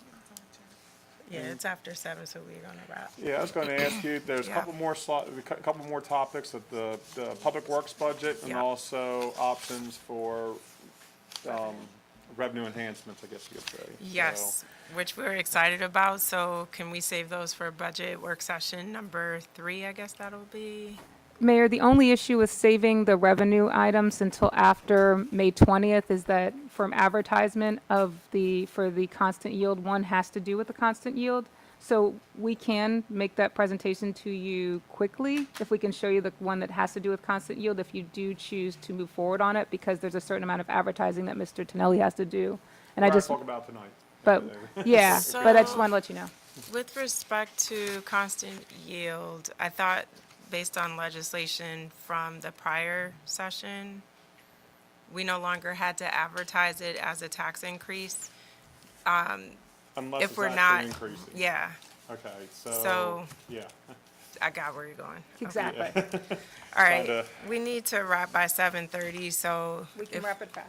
let me just ask my colleagues, is that okay to cover that tonight? And then we'll have to set Public Works aside for the next meeting. Does that work, Councilmember Dixon? Okay, okay.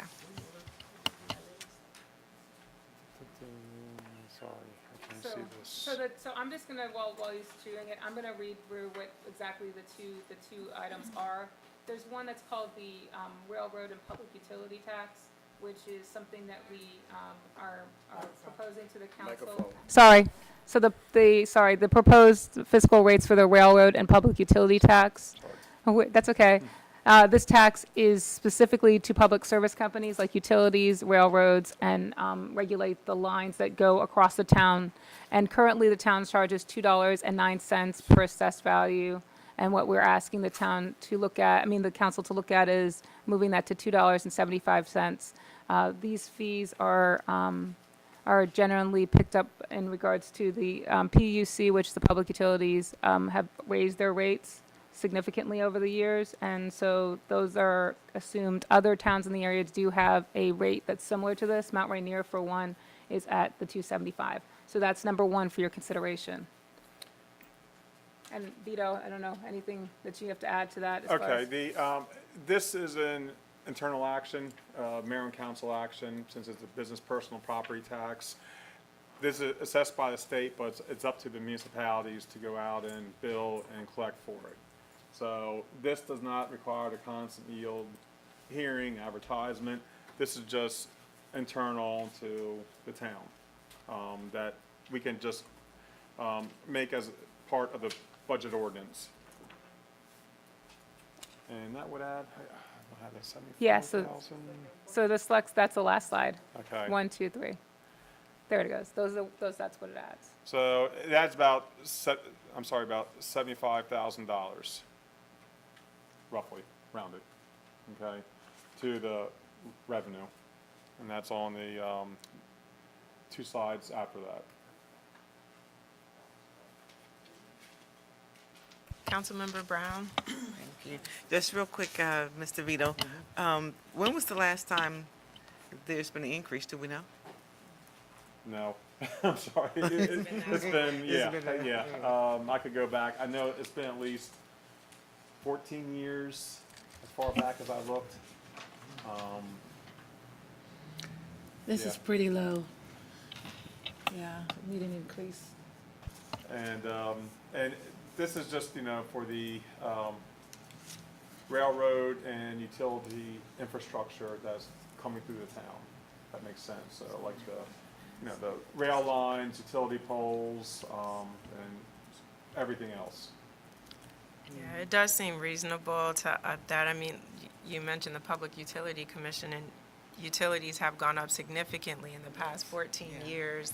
We won't go back 20 years, and to have been at the rate of $2.09 per $100 of assessed value, I think this is very reasonable. We're not even going up a whole dollar, so, Yeah. but to help offset some of the expenses due to these assets coming through our community, I think it's only right that we go up a little bit here. And given all the things that we're trying to do for the community, it does provide $75,000 of revenue to help go towards some of these initiatives that we've talked about, funding to provide services for the residents. So We I'm in talked total before, agreement. The emergency response that we had for the rail The derailment, yes. incident that we had, It- that, we just that's can't right. recoup those costs. So it's, And you don't have a choice when they happen. You can't say, well, we didn't budget extra police services or EMS and fire to support this. You have to respond immediately. So, no, I think that's a great point. All right, do you want to take us through the next one? Yes, the next one is for the multifamily or apartment properties in town. There are 37 multifamily assessed properties, and they're currently assessed, at the residential tax rate of the 74 cents per 100. We looked at some options here to increase those to 80 or 85 cents. We just looked at that class, that assessment class only, instead of doing like a town-wide increase. And just to put some options out there, just to show what the increase would be if they went from 74 cents to 80 cents per 100. On the next page, you can see, flip over, it's a $118,000 increase. And if we go up a full 11 cents to 85 cents per $100 of assessed value, the increase in revenues is $217,000. So just put that out there as options, because we keep talking about, we're constrained by the current revenues coming in, but we keep talking about we need this, and, that circle keeps growing, So outside of what, our current revenues are pulling from fund balance in order to do that, but at some point, we need to, put back in there, and not only for next year, but all the following years after that as well. Yeah, agreed. And Mr. Reinhardt, can you remind us how many rental units or multifamily units we have in the town? Just shy of 4,500 rental units. 4,500. Right. And then, Chief, is it reasonable, oh, sorry. Just shy of 4,500 dwelling apartment units in town. Okay. And then, Chief, with respect to that, in terms of cost for service, is it fair to say the majority of them tend to be for the multifamily units in town, more so than statistically the homes, the single-family homes in town? Yes, ma'am, absolutely. Because of the number of people living in these buildings, some of them have, 200 units. So the call volume is, significantly higher going to multi-unit dwellings versus single-family homes. Understood, that's helpful. Are there any other questions from the council regarding this? While you're thinking about it, I know just my recommendation would be option one, just to start small and not do too much shock to the system. Okay. Not you guys. Sorry, there's some chatter over here. But I do think it is reasonable, just given that, and that we have stats to back it up, doing the 0.74 per 100, going up to 0.8 per 100, or 80 cents per $100 of assessed value would be a phased approach. We can see the difference in how that equates to, again, the cost for service, the amount of resources that are going specifically to those units. But that would be my recommendation, is to not do too much. But I want to hear from those who are impacted and giggling to my right. Councilmember Blunt or Councilmember McBride. Okay. Councilmember Brown or Councilmember Dixon, any feedback or questions? Thanks, Mayor. Yeah, how does it really impact our seniors and who are in those apartment?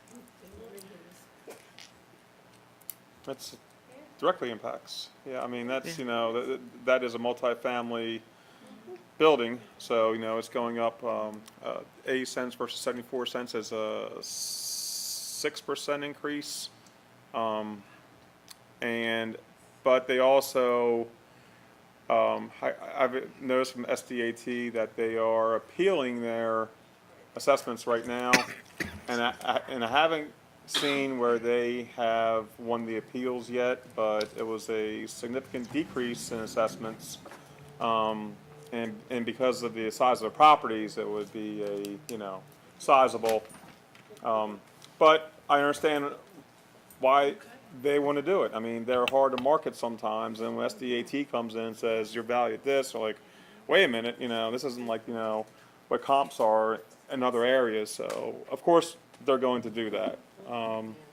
And so do a lot of our properties in town right now are, going through the appeals process. Not that they will get what they're asking for, but, there could be a difference, there could not be a difference. I've only seen, I think, 4 or 5 that smaller properties that had an appeal of less of 20% more less than current assessed values out of quite a few that that have appealed. So just because they appeal doesn't mean they're going to necessarily get the reduced assessment. But I encourage people to, appeal that all the time. I've talked about that before. And then just playing this out further, but this has not been in place. This tax has not gone up in, 20 years maybe? I would say safely, yes. And safely, can we assume that rents have gone up over the last 20 years when we did not increase Rents, this? utilities, security deposits, I mean, just go on and on. It's, yes. So I think, and that's where I'm getting at. I don't see this having a direct impact on it because the property managers are already doing whether it's every 2 or 3 years, they're already going up on some of the rents by a certain percentage.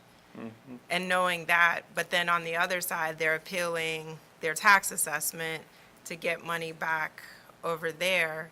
So where they're going up on the rents, that's not necessarily benefiting us. They're appealing these tax assessments, which does have a direct impact on our budget because if they get the rulings in their favor, that's less revenue coming back to the town. So even though they may only appeal 20% of that assessment, if they get 5 to 10%, that has a direct impact on our revenue, and yet the town still has to provide the services. We still have to support the fire department, making these EMT calls and fire and emergency calls. So this is not in any way meant to be punitive to the residents. It's just making sure the money is there for the town to be able to do what it's doing. Because again, those owners, we haven't raised taxes in over 20 years, and yet they're still not charging renters what they paid 20 years ago. That's not because of the town. Council member, you had something? Trying to get it out. Well, have you had a meeting with, or can you do that with the managers, letting them know that it's costing us, that's why, to let them know just where we are and where you stand, because they might not even look at all of that. They just saying, I don't want to pay, but they still charging the residents a higher rate this year than many. Of course, we don't have no problem with renting, but I know Autumn Woods and your apartment have a hard time, so. And with Autumn Woods, they're doing fairly well. They just are finishing up the renovations. So their units, I know, because they had to move some elements out that were problems, which led to some of the vacancies. But I do think once the renovations finish this summer, they're going to attract folks that, exactly. So, so they're looking at that as well to bring in clientele that won't bring the issues that they've had to deal with to a certain extent, and trying to address it that way. But I think that is a good point. I would love to have that conversation with the owners in particular, because they're responsible for those tax bills, and have that conversation. But again, I definitely think it's past time to do something. And even if the conversation is, Councilmember Blunt, I understand, and I see the stats from your police department and the other information. Could you work with us? And maybe there's some place to meet in the middle, but I think you're right, having that conversation is important. And Mayor, if I can make a correction, it's 3,000 apartments. I was including the condominiums in that, the 45, so 3,000 apartment units for the correction. Thank you, 3,000, wow. still a lot of apartment units given the square, we're 1.1 square mile. That's pretty significant. But thank you for that clarification. Any other comments or questions And that from probably the? fell off because that doesn't include the condos that are resident-owned. Okay, So it's just for the rental units, as Sean was saying. okay, understood. And then, okay, so we have some feedback here. Now, that will take, okay, just so you know, that would take a constant yield hearing because the actual tax is increasing. It's not, the actual tax rate will change. But it's just a hearing, we have to put that process in if you're thinking about it. You don't have to do it, but if you're thinking about it and putting that in next year's budget, then we have to do a hearing because the advertisement says, the mayor and council may increase taxes. I'm not saying they will increase taxes, said they may increase taxes. So I just want to open it up. Would the council be comfortable with that? Okay, because even if we come back, oh, sorry, go ahead, council member. No, I definitely would, because the increase, they're steadily increasing,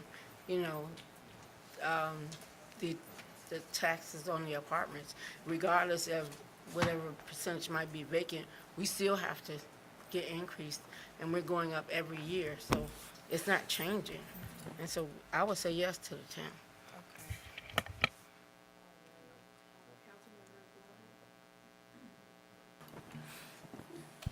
I just hear my brother like, my rent went up $1.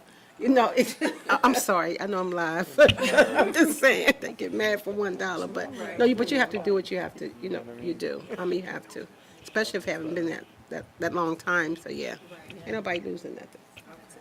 Thank you, Councilmember Blunt. Councilmember Brown? And again, it's the town may in the advertisement, so we could decide in a month, okay, we've had conversations with the owners of the various complexes, and we're not going to do this. But if we are thinking about it, yeah. Yeah, that's fine. Did I say enough? Yes, ma'am. Councilmember Dixon? I totally agree with this increase. Every year, rent raises, and also this would be great fun to generate for our town as well. So I am on board with that. You raising my rent, raising the taxes. Thank you, Councilmember. So, Mr. Tonelli, I'm sorry. Double check real quick with the constant yield advertisement. It would look similar to this. This is last year's. Yeah. Okay, so this is last year's this year's constant yield advertisement. There it goes, okay. And it says, I said may, it says the town proposes to adopt a real property tax increase, and we would put like .80 here for tax class, .007, which is the multifamily and apartment units. I got a contact in with the county right now for the exact language to capture that. So I sent that to SDAT for them to proof it before we would actually advertise it. Just make sure everything is, but it would look like this or similar, so.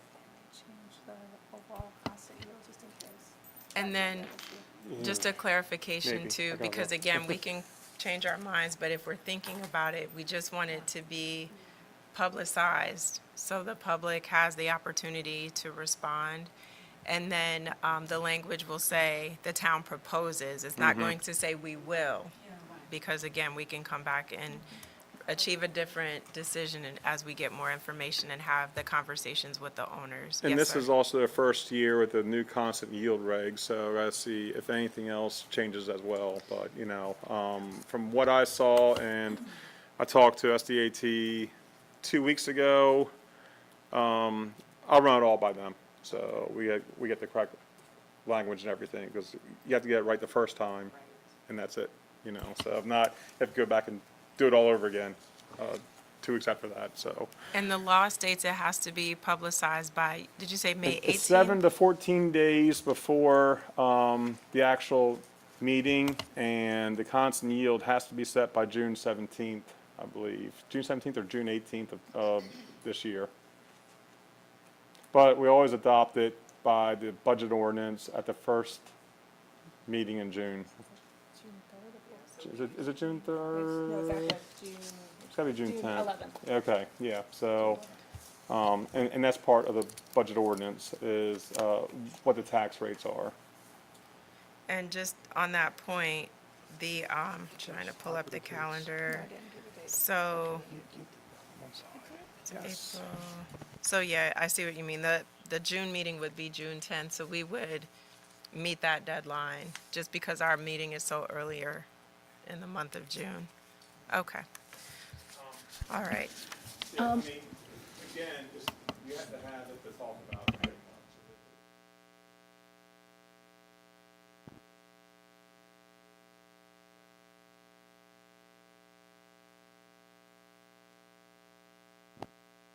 And I think even more than side conversations, that's the best opportunity to hear from the owners, even if it requires additional outreach, because it is a public meeting. We all get to hear the information at the same time in terms of what their concerns may be or may not be if they don't have concerns. So that makes full sense. So thank you for pushing us to go past 7:15, but some of us have to get back to work. So with that, if there's nothing else for tonight, I will call for a motion to adjourn.